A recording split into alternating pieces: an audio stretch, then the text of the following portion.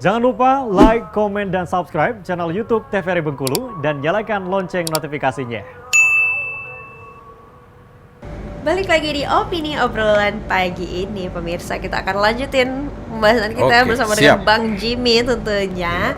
Nah, Bang Jimmy, ini kan atlet tuh tentunya perlu ya untuk pijat dan lain-lain. Tapi nih, kalau kayak gym gitu Bang, itu kan biasanya kita main chest misalnya gitu kan, terus besoknya atau 2 hari setelahnya deh biasanya itu kan sakit tuh, sampai susah pakai baju gitu kan, untuk diangkat tangan tuh susah gitu. Itu tapi katanya nggak boleh untuk dipijat, bener nggak sih Bang? Oke.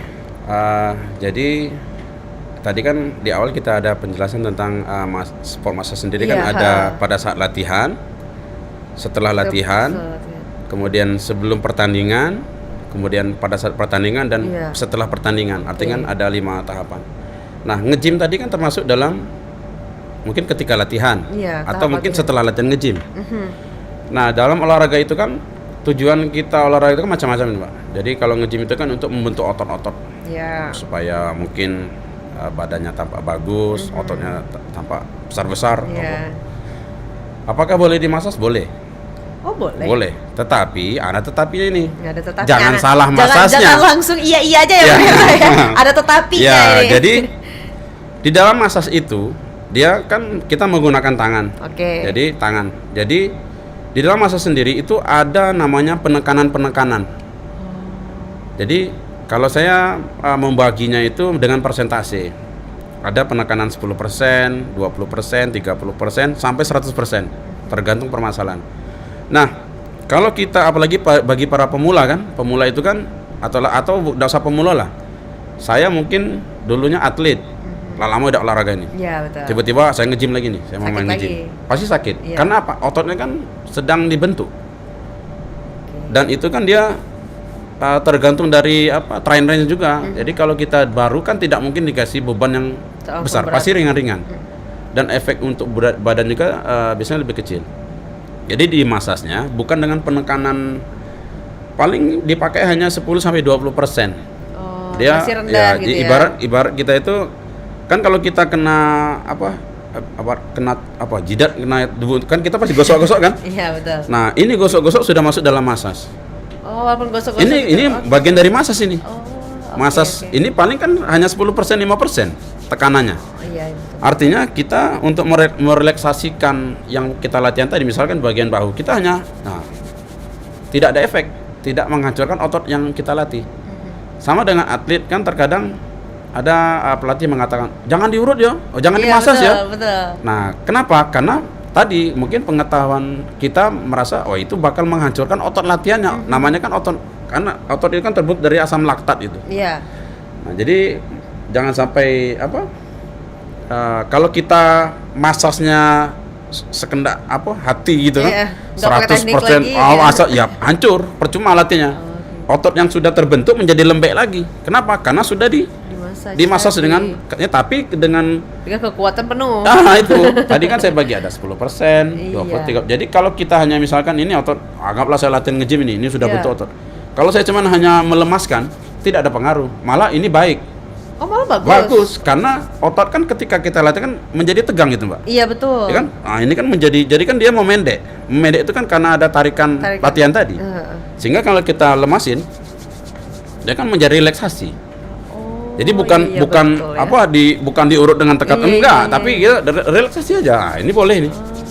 Apakah menghancurkan otot latihan? Tidak. Enggak. Justru karena itu dia cuma 10% betul, ya, Bang ya. Dia hanya merelaksasikan. Ini contoh real yang kita langsungkan. Iya, betul. Nah, jadi itu tadi. Jadi apakah boleh? Boleh. Justru itu mempercepat recovery namanya. Recovery lebih cepat. Harusnya kita sakitnya seminggu, mungkin 3 hari sudah pulih. Nah, itu pentingnya masas tadi, Mbak. Nah, ini penting juga nih pemahaman untuk para pemirsa opini ya, Bang ya. Jadi nggak apa-apa, tapi yang digunakan enggak yang 100%. 70%, 50% ya. Nanti ototnya malah hancur ototnya. Iya, betul. Jadi urutnya tidak semuanya yang pakai tenaga full ya, Bang. Yang gosok-gosok pun udah termasuk bagi tadi. Lihat apa kendalanya. Kalau memang tidak ada kendala, hanya merasa pegal tadi, kita hanya relaksasikan aja. Biasanya kan gitu kan, sampai mengganggu pekerjaan. Betul. Misalnya seperti itu. Kalau udah lama nggak olahraga, sakit nih. Apalagi mau naik tangga itu sakit kakinya biasanya. Jadi boleh. Jadi ketimbang kan biasa kan kita kalau lagi seperti kan kita pakai namanya apa, kompres panas biasanya kan. Iya, betul. Pakai misalnya merek apa kita kasih itu sampai panas, sampai enak. Itu kan hanya permukaannya aja. Oh iya. Tapi benar. bagian otot dalamnya kan belum terrelaksasi. Iya. Itu mah. Jadi ibaratnya pengalihan rasanya betul, aja gitu ya. Ya, kan ada kompres. Kalau kami juga di massage itu, kalau itu kan ada kompres dingin, kompres panas. Itu penanganannya Pak, ketika kita kejadian permasalahannya untuk apa. Boleh kalau mau nge-gym, atlet kan ada fase umum, fase khusus, pra-kompetisi, kompetisi. Di fase-fase ini kan masasnya beda-beda nih. Kalau sudah ke atletnya lagi. Iya. Di fase umum kan dia latihan berat itu, nge-gym, latihan beban, itu kan ototnya pasti pegal semua itu. Ya, tapi kan tidak mungkin ketika itu di massage kita hancurkan lagi otot, tidak. Itu beda lagi teman. Penanganannya beda lagi. Kalau cedera beda lagi gitu. Itu maksudnya. Sesuai kebutuhan makanya ya. Ibarat obat itu sesuai dosis. Iya, sesuai dosisnya. Nah, tadi kan ada yang namanya injury massage ya. Betul. Nah, itu apa, Bang? Jadi injury massage dia lebih ke massage cedera. Jadi massage cedera ini misalkan ototnya tegang, kejang ini ototnya. Atau kalau kita enak ilustrasinya di betis, kan sering. Iya, betul. Betis sering banget. Naik betis sakit. Itu sudah injury namanya. Itu sudah massage injury. Bagaimana kita menangani otot kejang itu bisa menjadi relaksasi dan kembali menjadi normal. Fungsinya juga normal. Kemudian ototnya menjadi normal. Itu injury. Kemudian tadi kayak yang keseleo itu juga masuk dalam injury massage cedera. Kemudian kayak kita duduk lama mau berdiri harus berapa menit delay. Aduk lama. Nah, itu kan itu juga masuk dalam massage injury. Jadi kalau massage injury itu dia penanganannya bisa di ototnya, bisa di ligamen, bisa di persendian, bisa di persarafannya, saraf misalnya kan. Kemudian bisa jadi yang tadi otot yang tegang atau spesimen otot kalau kita sering menyebutnya. Otot kaku. Nah, selama menjadi monsieur ya? Monsieur. Bukan monsieur ya, monsieur itu kamu loh. Nah, itu apa nih? Pernah nggak nanganin yang paling kayak, aduh serem nih? Apa pernah nggak, Bang? Nanganin masalah yang paling berat, lumayan urgent gitu? Ya, kalau yang paling berat itu di awal saya mulai buka dulu. Apa tuh? Ceritanya dulu kan. Tapi ini kasusnya berbeda. Ini mungkin bercerita gabungan antara saraf, kemudian otot, sama reposisi tulang belakang, pinggul ya. Nah, jadi beliau ini datang, dia udah bilang, aku udah kemana-mana nih Jim, sudah sampai ke Gunung Bungkuk misalnya, istilahnya itu. Jauh banget. Terus saya sampaikan, kita di sini ini dia massage alamiah secara keilmuan saya bilang. Tidak ada pakai macam baca-bacaan gitu kan. Pakai tidak ada. Jadi kita memang secara keilmuan. Saya jelaskan dulu di awal. Nah, kemudian kita analisis, dia bilang kan, saya tegak aja 5 menit tidak tahan. Megang ember gitu. Ember itu paling kuat hanya 1 menit sudah tidak tahan. Nah, setelah saya analisis, saya bilang kita coba.